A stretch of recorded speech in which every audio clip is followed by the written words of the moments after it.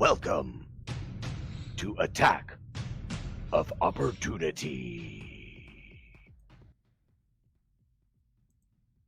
Hello, welcome back to Attack of Opportunity, our second go of the stream, but the first time you'll ever catch us live on video.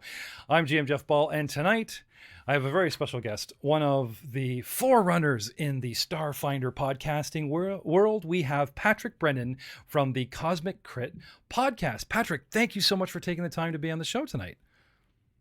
No, thank you for having me.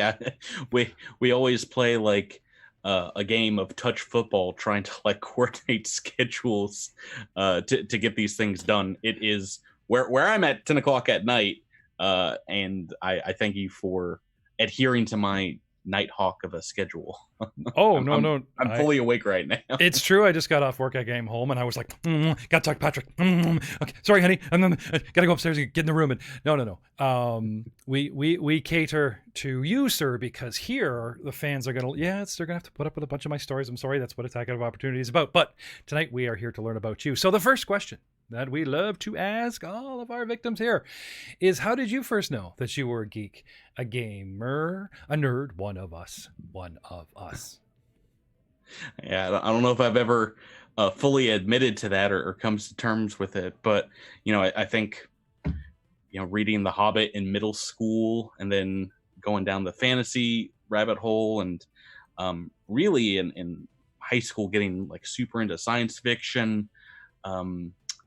I guess literature was my route, and I always knew that I've always been a big video gamer growing up, but I got into tabletop games. My first tabletop game was in high school, was a homebrewed, immersive Dungeons and Dragons 3.5 world that I played with, surprisingly enough, some much older friends, librarians, and people from the community, and they were kind enough to bring in like a 17-year-old kid into their game and really just indoctrinate me into the cult that is tabletop gaming. And I've been, unfortunately addicted to it ever since. No, that's great. Yeah, I mean that's going on like almost 20 years. So I was going to ask you, like, was there a defining moment or a gateway drug, like the video game, the cosplay, the card game? Everybody has something. TVs, movies was for me sci-fi. What got you from going, I'm a geek, I love all this stuff, sci-fi, fantasy, into the actual RPG world? Now you kind of answered that question, with your first answer or whatever, but what got you right into tabletop games? Because you were no longer, let's fast forward maybe a couple of years, because it's funny. I think most tabletop games, you are only as invested and committed to the game as the GM is times 10. Like, you have to have a game master who is showing up 100%, giving it their all to really get invested in the game. I had that for my first game, and then me and my friends GM'd for one another, and I don't think we ever had that same like in high school commitment. So we did like a lot of shorter one-shot kind of things, and tried to tell our own stories or fledgling stories, and that was a ton of fun. Learning games by yourself, I highly recommend. But yeah, then I didn't play like all throughout college, which probably would have been the most fun time to play with the folks that I hung out with there. But yeah, started back up in earnest, playing Pathfinder maybe 7 or 8 years ago, and of course Starfinder now 2 years ago. But those have been those two games in particular have been like my super deep descent into tabletop role-playing games, and there's just such a back catalog now of even Starfinder games soon enough that I won't have time to play. Now they say you should never date a podcast, but how long have you been a gamer? You mentioned with like a good 20 years or more.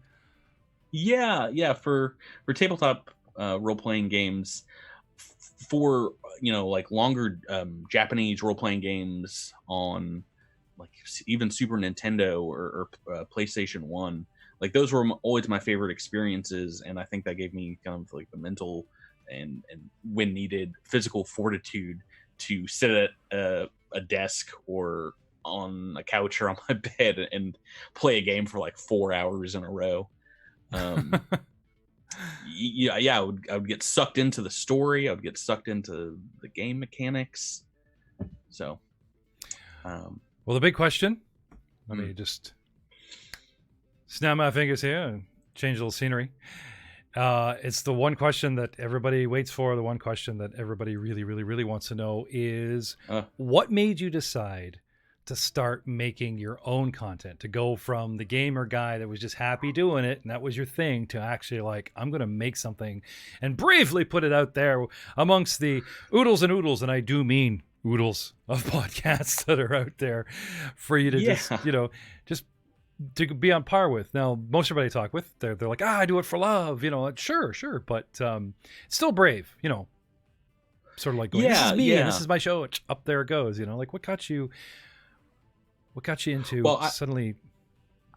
I had been podcasting with Drew and Miles and our good friend Mike on The More You Nerd, which is another podcast, just talk about like a talk podcast talking about all things nerdy for years before that.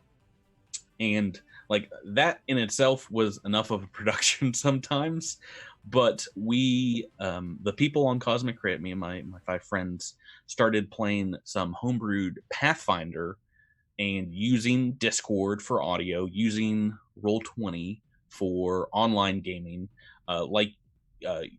Your games, a lot of your players, we're in different time zones, different states, I think 4 different states. And are you all in the U.S., all of you guys? Yes, all U.S., but we have Tyler who's out on the West Coast, so he's 3 hours behind us, and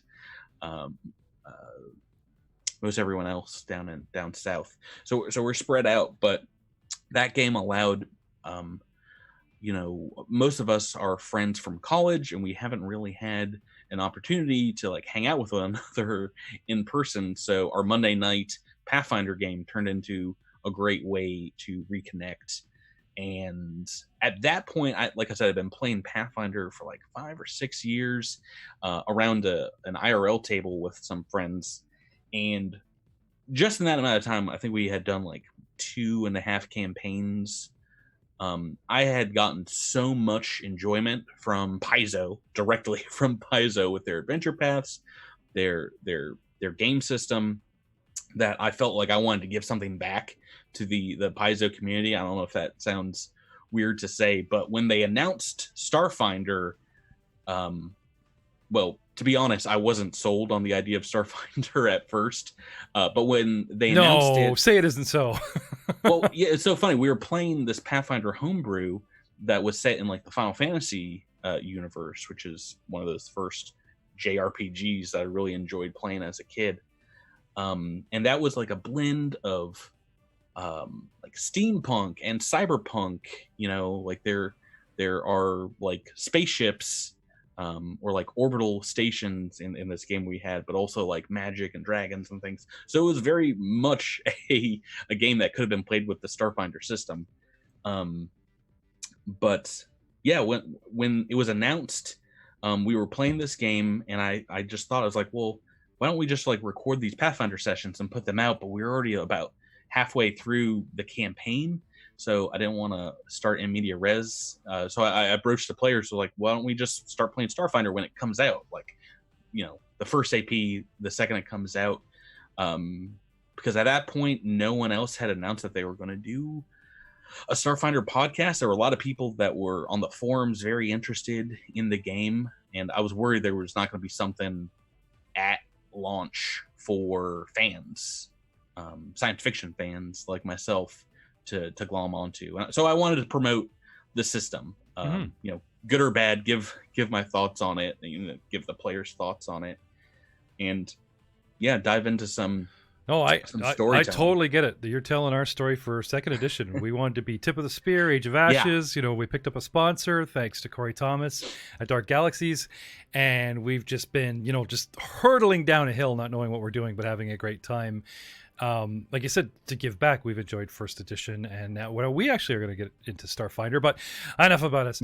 Do you have a favorite class or race, or, you know, that really is your go-to, whether in a personal game or, like, you know, in your experience in podcasting, when you get to play yourself, or even if you're like you got NPC going, it's like, great, I love these guys, you know. I don't get to play as a player too often. I am playing in my IRL tables, Return of the Rune Lords first edition Pathfinder game, a Paladin of Sarenrae, which has been a ton of fun. And we got done, me and my friends, with a Kingmaker campaign where I was lucky enough to play as a player, not GM, and I was a kind of like melee magic mix shaman, which was a great deal of fun. But boy, oh boy, I as far as Starfinder goes, it's hard to pick a favorite race or species in that game, because there's over 100 now. I'm very partial to the Noir, the is that like a space fetchling? they're like space minotaurs, but also favorite class, I don't know. I'm a huge fan of Solarians. I'm not playing one in Starfinder Society, but I think it's a class, even before they started tweaking with it, I thought was a lot of fun. Oh yeah. And it was a good mix of kind of like new ideas and old ideas. Like, people were like, oh, is it going to be like a space paladin, or is it going to be something else? It is obviously something else. But I think it's turned out to be a pretty somewhere fun between class. Jedi, space paladin, and, you know, like other... Yeah, a little bit little bit of everything. Choose light or choose gravity. And I like that. There's a cool set of powers. The gravity's got us interested. Mm-hmm. I know it's hard for a GM. It's hard because you're used to playing everything, and it's like, well, there's, you know, when do you finally get to play? How do you pick? You know, but how about back in the day? Did you have something you gravitated towards, even back as far as your Lord of the Ring days? Was there something that just you know? Yeah, you know, I was a big fan of Conan the Barbarian. You know, like very classic fantasy tropes. You know, Aragorn as like a ranger. The first Dungeons and Dragons class that I played, I believe I was a rogue, and a ranged rogue, and I had, like, you know, no, gosh, yeah, I don't even think I had any kind of prior opinion as to what exactly Dungeons and Dragons was at that point, besides, you know, maybe picking up the book in a bookstore and leafing through it and being like, this looks kind of complicated. So yeah, the character's name was Sylvan Lighthand, who's kind of like a thief. But I really enjoyed playing that. I think if I was going to jump back into to like kind of like a base homebrewed fantasy game, I would do something similar to that. But like I said, I'm loving playing a paladin now. No, both like rangers and rogues, man. I'm totally feeling you. And like the paladin, it's a hard sell, because the group might blame you. Oh yeah, you're with us, we can't do this, or, you know, can't do that kind of thing. Well, I love playing paladin of Sarenrae, because you can, you know, say, you know, this god is all for smiting things. Like, praise the sun. If something needs a smiting, then call a paladin of Sarenrae to do the job. So was there an inspiration for you out there? Like, was there another podcast or a set of shows that you got into, and was one of those, wow, you know, I want to do this too, or was one of those reactions where like, well, if they can do it, I can do it? You know, was there somebody out there that was just that final straw where you're like, we're doing this, you know? Yeah. Most definitely. There's a couple that I try to set out to be, you know, as entertaining or as moving, or at least as listenable to in our recordings. Just because, I try to make a podcast that I would listen to. If I wouldn't listen to it, I would be stopping Cosmic Crit because it's a lot of work. But I think we found an audience of folks that also enjoy kind of what we're doing.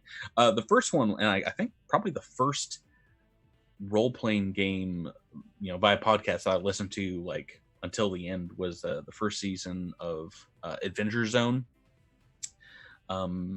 There's good parts, there's bad parts. They do they did, they started off on a module and did like a lot of homebrew and kind of like added that into where the end was, they made basically like their own universe, and they did a lot of very interesting things with music cues, like kind of like adding to the experience, which I brought, and I try to do with Cosmic Crit whenever we can. We have anywhere from like 10 to 11 different like musical tracks on each episode. That's to personally, to go with the feel. As a fan of your show, that's one of the things I like about your show, is you try to, like, yes, you could use your imagination, and a lot of it is in the role play, but just having, just a little edge with music or an ambient noise or even a sound effect or something. It's just, even if it's after the fact or after the joke, I always really enjoyed that in shows, and I'm happy to see. If you listen to like our earlier episodes, it's not as persistent, but now I really just enjoy having music over the background,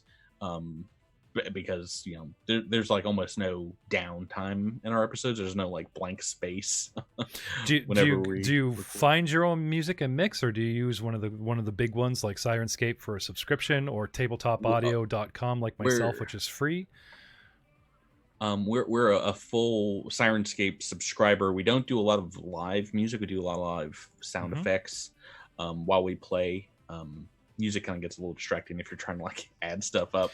Yeah. But we find a lot of copyright free and kind of like good produced free music online. If people are ever interested, we have on our About page a track listing of like hundreds of different songs we've used throughout the last couple of years. Oh, you got to give credit where credit is due. That's the key to royalty free and copyright free. Is a lot of people go, hey, you can use my stuff, but point the link my way, and you get pages and pages per episode. How long have you been making this content now? You said our earlier episodes. How long have you been making content itself? So for Starfinder, our first episode, we actually recorded before Starfinder officially came out, because it was kind of like a get to know the characters episode, and we released like 3 or 4 days after the game came out. I want to say August 20th or 21st, 2017,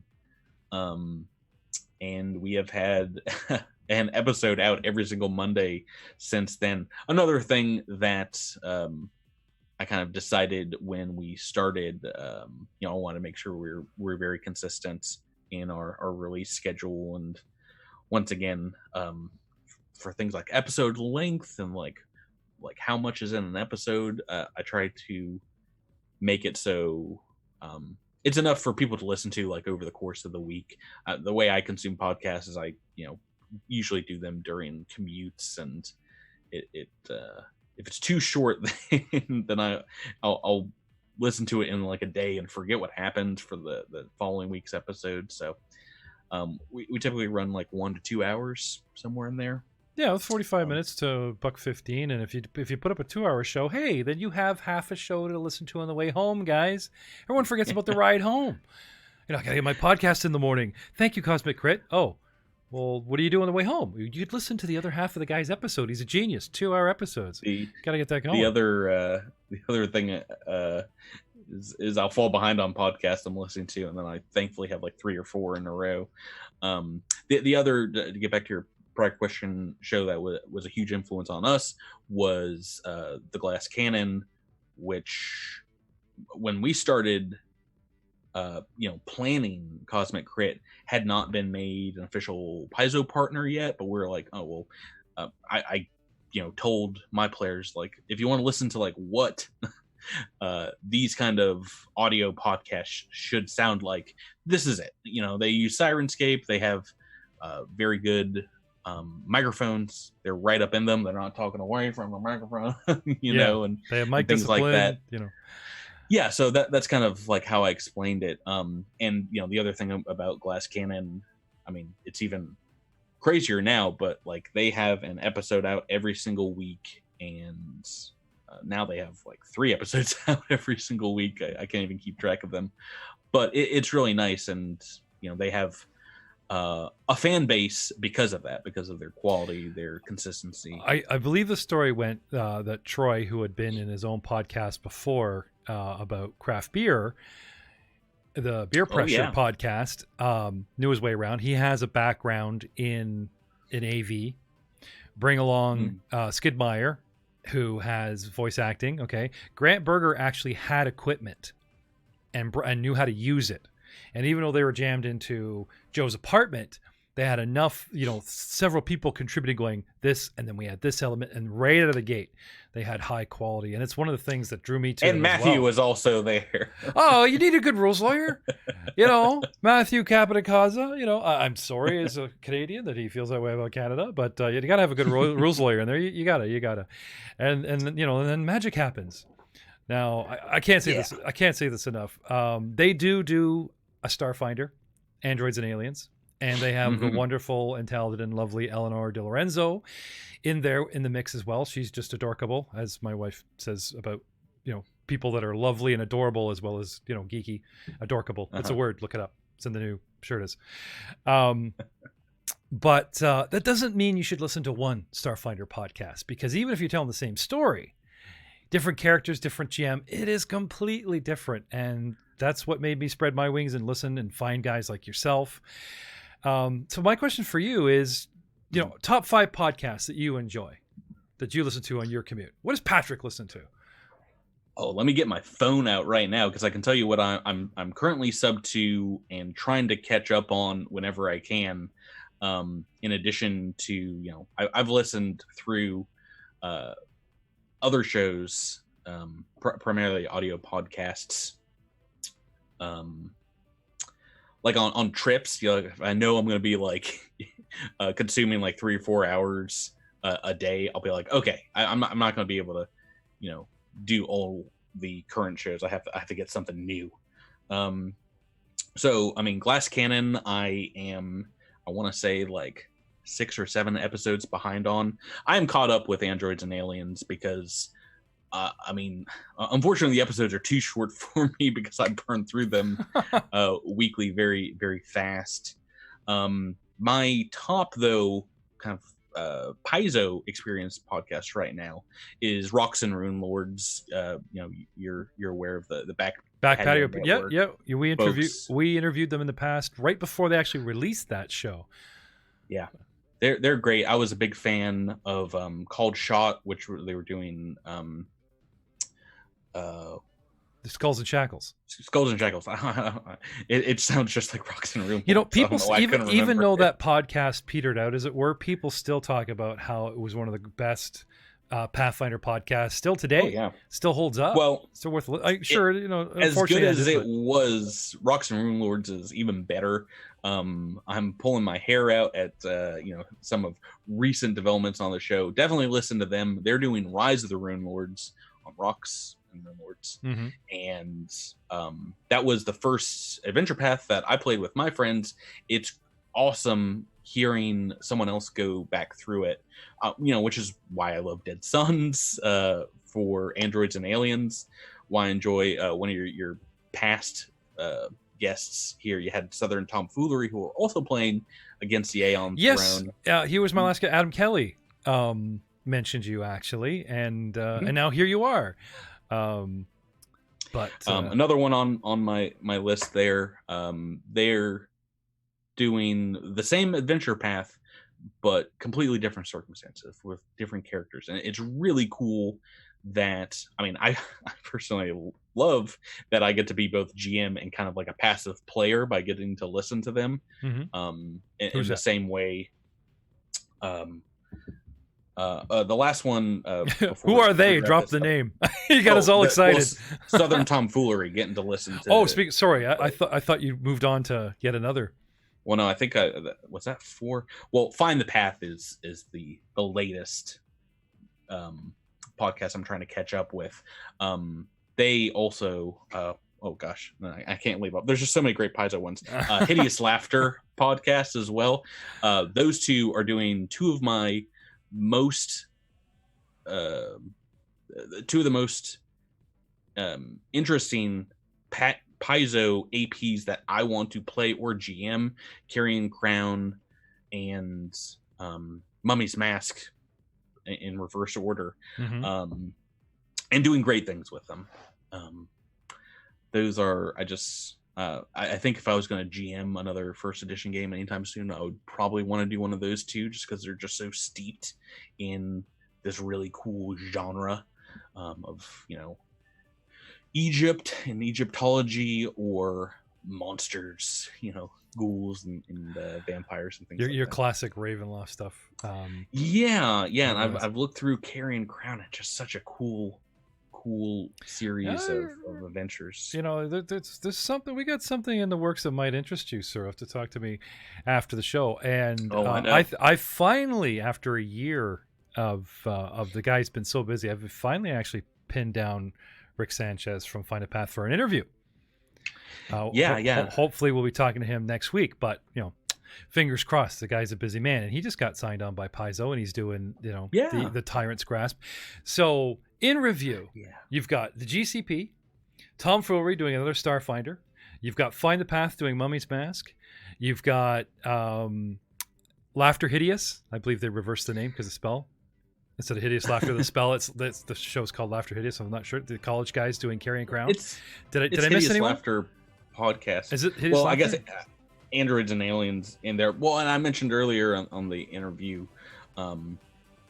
Adventure Zone, which if you're looking for, I guess almost everything I listen to is Paizo related, but if you're looking for a non-Paizo experience, they are currently playing a homebrew campaign with the Monster of the Week game, which is, I think, a Powered by the Apocalypse kind of like Rules of Light setting. Yes. Well, we had the pleasure of interviewing Rev from the Crit Show, and the Crit Show does Apocalypse games, and it's a very cool system. Light on the dice, heavy on the narrative.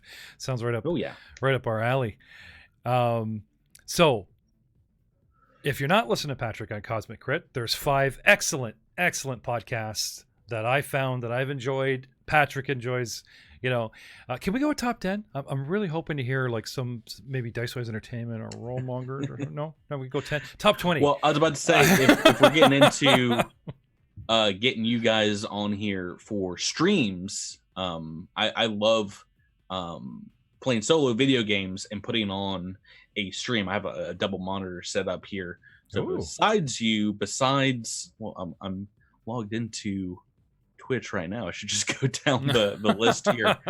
Hyper RPG is they do a couple of different games there as well. You mentioned Dark Galaxies Gaming, and yes, we have friends that also play with them. Saving Throw Show did Starfinder. They do Dungeons and Dragons. They do a lot of games there. And our kind of like sister stream for Cosmic Crit in the same Critterverse, we like to call it, is Non-Standard Action, and they are playing through Dawn of Flame, which I am also GMing for fans of our podcast who are supporting us on Patreon. So much fun. Busy. Well, that brings me to my next question: is how many different shows have you got going? So there's a private showing of you for Patreon. There is obviously Cosmic Crit, where you're doing Dead Sons. That's played by Discord. Okay. And we're in book 2 of Dawn of Flame right now as we speak. I am GMing Cosmic Crit, of course, so that's 2. Yeah. I am GMing some friends, including Tyler, in an online game of Pathfinder First Edition where we're doing Iron Fang Invasion. Ooh. And we're probably going to hit like 3 years on that game because we only play like 2 hours a week. Maybe I should be more specific. Do you have anything else like in the podcasting realm? Because it sounds like if you want to see more Patrick, you got to know Patrick or be paid to play. Yeah, basically. Or find out where we game on Sundays.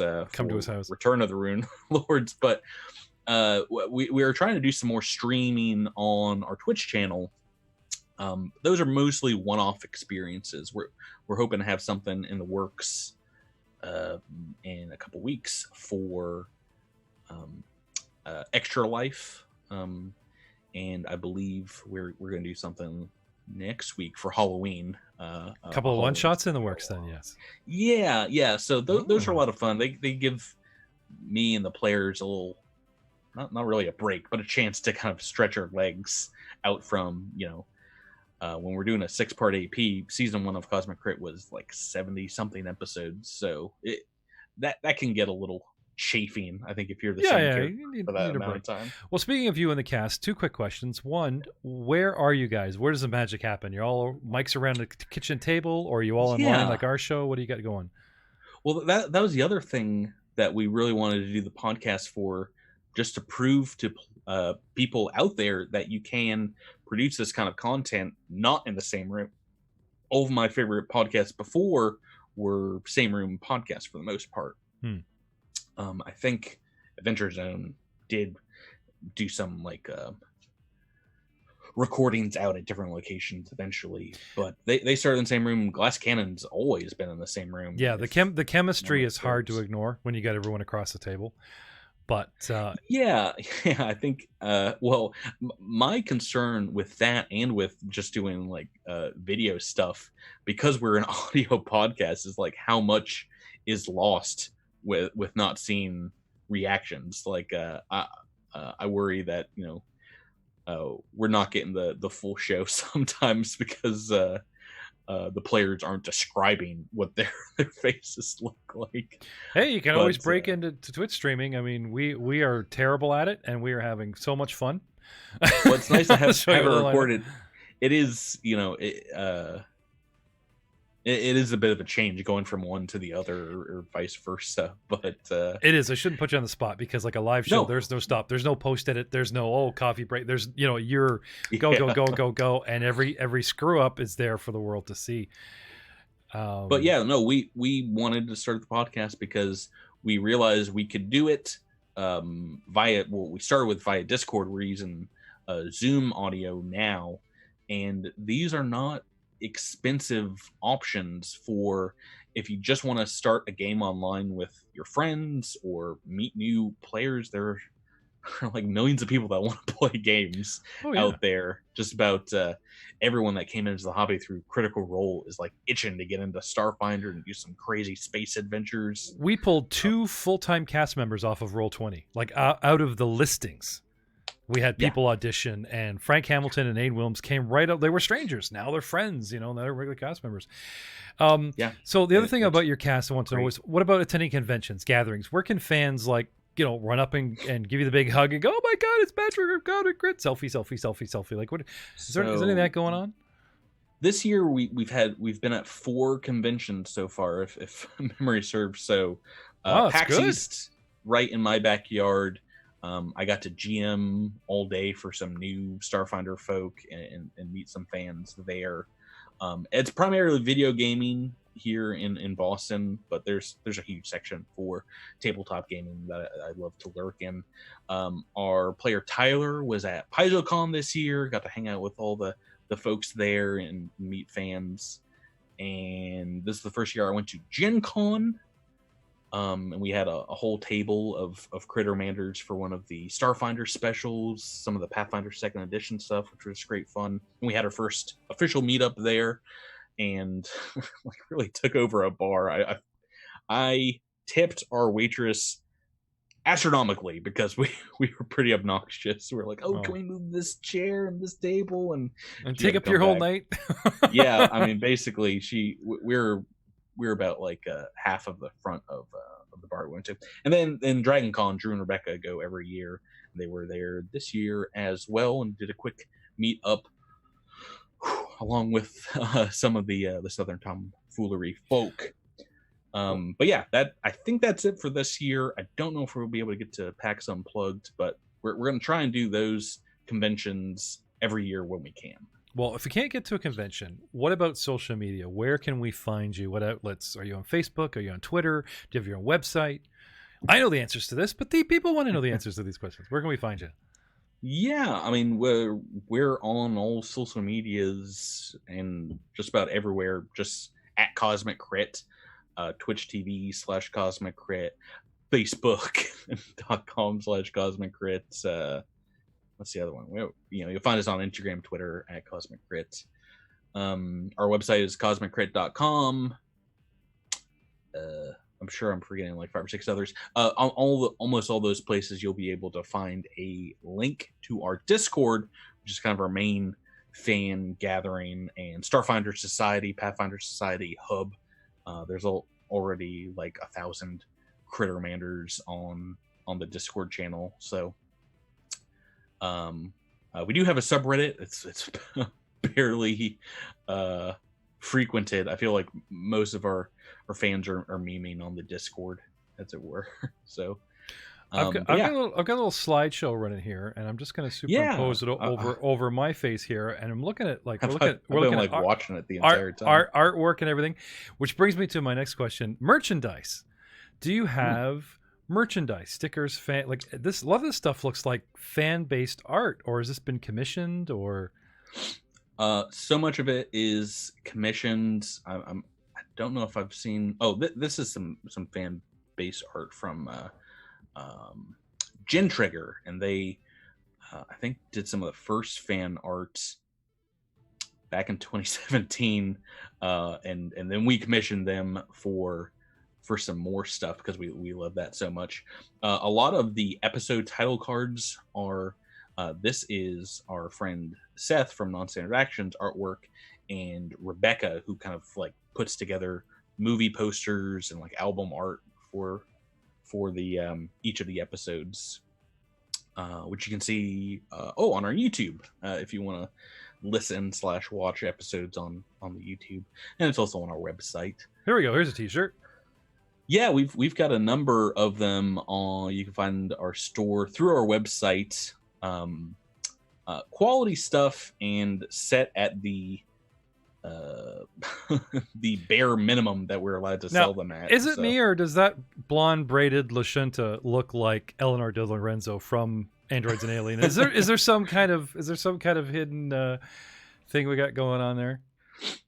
No homage or look at this character right here. Like I want to say an Irish an artist.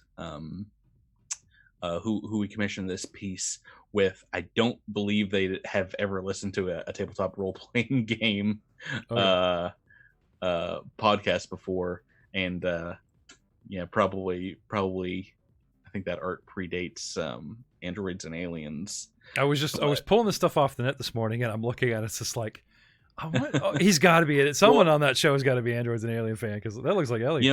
It's so funny. I'm not sure. Yeah, I guess we must have described her at some point with pigtails, but get the real Heidi wraparound Swedish braid. I'm looking at this going, come on. No, it's great. Probably. I'm not sure what the inspiration for that art piece was. That's one of my favorite T-shirts that I own. But through the store, we've got like bags, we've got water bottles, T-shirts, things like that. Rebecca, the player, is in the chat and says, described her as having Daenerys Targaryen braids. Oh, yes. I was like, what character had braids? I realize I've like shut Game of Thrones out of my mind now that it's done, which is a shame. But yeah, only instead of like a silver, you've got the Heidi blonde going. Okay, just checking. I just had to ask. You're a fan. I'm a fan. Just had to ask if there was a little funny story there. I got to tell a quick story. Art done in 2017. I actually don't remember. Androids and Aliens star Joe O'Brien also plays in Glass Cannon Podcast's Giant Slayer. One of his characters is a Halfling Cavalier. And they were on Cannon Fodder talking episode 87, 89 about fan mail, talking about let's have an all vigilante party. What do we do? And then they were talking about mounted combat that Joe wanted. Troy went, no. They were talking about starship combat and everything. And somebody said, I believe it was Troy, all Cavalier party. That's what I want to see. And I went, yes. And one of our podcasts was born. And one of my guys who was unaware of Joe O'Brien's Halfling character came up with a Halfling Cavalier. And picture, like there's brave, Sir Willamette, played by Joe O'Brien. Matt came up with this hugely overweight, pie-eating, the wolf sagging, hates him. His own mount hates his, Sir Winston, just kind of type of thing. And I'm killing myself laughing. I'm like, geez, I'm really glad the GCP don't pay too much attention to us, because like O'Brien's going to think that's a direct jab at his character, And then in our subreddit, somebody was talking about the Paladin Cavalier mix that Joe was going for isn't true to the Cavalier, where Matt stayed Cavalier. And I'm like, geez, I shouldn't tell anybody that Matt's thinking about going half Druid or whatever. But just to set the record straight, no insult meant to Mr. O'Brien.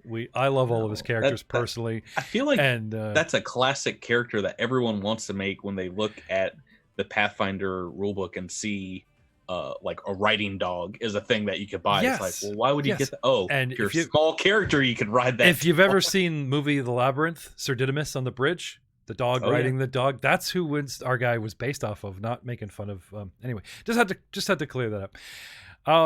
So a couple of personal questions, if you don't mind. Fans always like to know what kind of, like all kinds of walks of life, every type of person, doctors, lawyers, ditch diggers, you name it. You can find gamers anywhere. What do you do for a living? Yeah, no, definitely not podcasting. Actually, just had one of our fans ask me, and we have a number of my profession in our fandom, Crittermanders. I'm a librarian by day, and have been working in a library 6 or 7 years actually now at this point. As a professional, I got my degree 4 years ago, and have been primarily working with middle school, teenage kids for most of that time. So yeah, role-playing games and like organizing people is part of my day-to-day as well.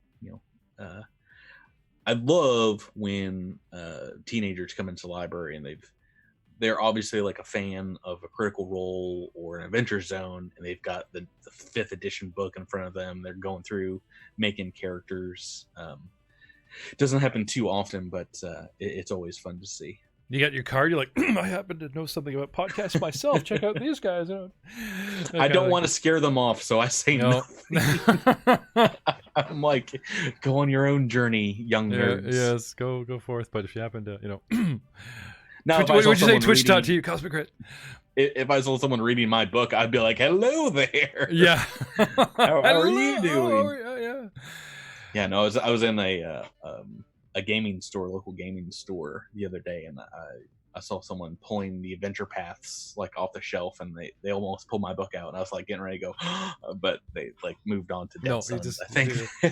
and Patrick went back every day watching his book and just waiting for that one fan. Yeah, no, they've been sold out for a while. I'm like, guys, it's time to get it back in stock. So let's talk about what's on the horizon for you and your show. What's in the works? You hinted about some one shot for Halloween. You talked about something else. Have you got another big show? You got a big, have you ever thought about a collaboration? I've seen these streams and podcasts where they take a GM or player from different podcasts, and every player has their own podcast or their own show, and they put them all together in this sort of like miniature all-star cast and have a go with that kind of thing. Is there anything in the works like that for you? Or like, have you guys sitting down going, okay, we've got Starfinder, it's time to go back to 1st edition. We'd love Rise of Runelords, or 2nd edition Pathfinder's out. Any chance you guys would like grit your teeth on that or something like that? Our player Tyler is GMing folks from non-standard action onto Fall of Plaguestone. I can never remember the name, on Twitch, doing some live plays. I played in the first game, tons of fun. I love 2nd edition so much. But for the podcast, it's so hard because we're trying to do some more Patreon episodes and doing even interviews, interviewing Paizo staff. It's just like a whole nother night of the week we usually have to set up. The one times that has worked out, we've done a straight cast versus cast on non-standard action, doing a player versus player Blood Bowl kind of thing, which was a lot of fun. Oh, And we had we talked about them before. The Called Shot podcast folks I had on to Cosmic Crit to do a one shot space pirates adventure, and that was a lot of fun. Those guys were great. Sorry, back up for a second. You said you were interviewing Paizo staff, like a talk show. Right now, we've had them on just our regular episodes. We have interviewed each of the authors for the Starfinder Adventure Path books, and we have them on to talk about everything they're working on, but mainly to do like a post-mortem of that book. So is there a name for the show, or are you talking about having them like as a bonus at the end?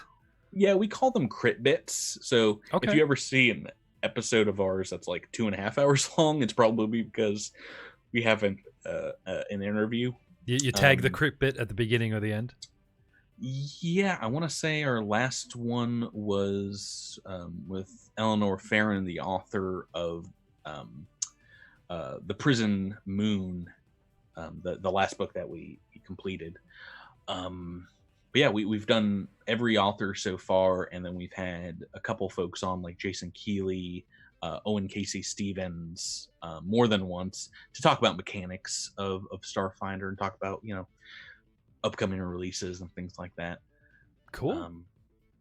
Yeah, but besides that, it's now I know this stuff, but I've got to ask the proverbial like layman's question of the audience that doesn't know these things, because it's like you and I are going on, and because I listen to your show, I was just kind of like, oh yeah. I was like, oh wait a minute, no, I should have you pin you down and say where exactly can we find the crit bits? Is it the beginning? Mm-hmm. Is it the after? Is it its own show? Because for the listeners, they may not know this. Yeah, they're at the end of episodes. Well, I mean, we only advertise them like really when the episodes come out. It's in the episode description, of course, if you come to it. But that's what you do. I don't think we've really published any by themselves. We've had some special episodes where we've just mainly had like an interview. But yeah, I usually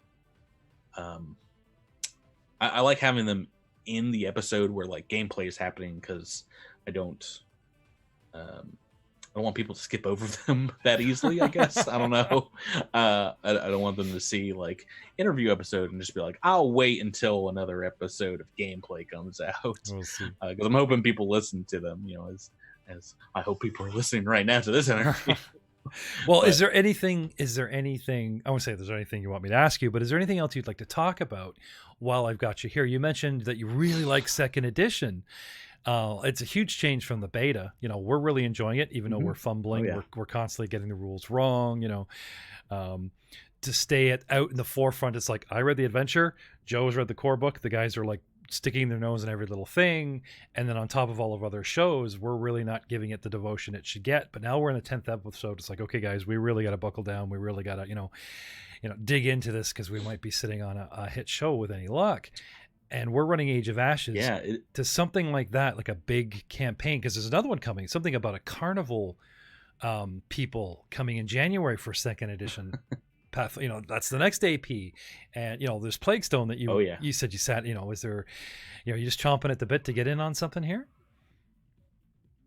I mean, I really want. I mean, speaking personally, I want to play more Starfinder and Pathfinder Society games, because those are so good. As a player of Paizo's regular adventure paths, I don't know what I was doing not getting into Society earlier than I did. Oh yeah, it's D&D James Bond. Like, it's straight up. They're so digestible. Yeah. The IRL table I play at is typically like 3 or 4 hours of gameplay, and that's like a perfect time for a Society game. Yeah. So I would love to play more of that. I really we were this close to like not doing adventure paths on Cosmic Crit, but doing the Starfinder Society adventures. Mm-hmm. One of the reasons I think we decided against that was because at the time they weren't producing them as frequently as they were. Now they're doing, I think, 4 months. I think it was like 2 a month when Starfinder came out, because they weren't sure how super popular it was going to be. That changed very quickly. Now they're they're pumping them out almost as fast as people can play them, or fans can play them. But yeah, I'd love to play more of that. As far as things I want to talk about is we are starting our 3rd season of Cosmic Crit, probably at the very beginning of 2020 or at the very end of this year. And I wrote the first book in it, which I have right over here. Oh, sneak peek. Ooh. Here we go. So this is out. Yeah, like I said, I was watching people near buying this at the store the other day. This adventure path is up to volume 3 currently. Attack of the Swarm. Get your Starship Trooper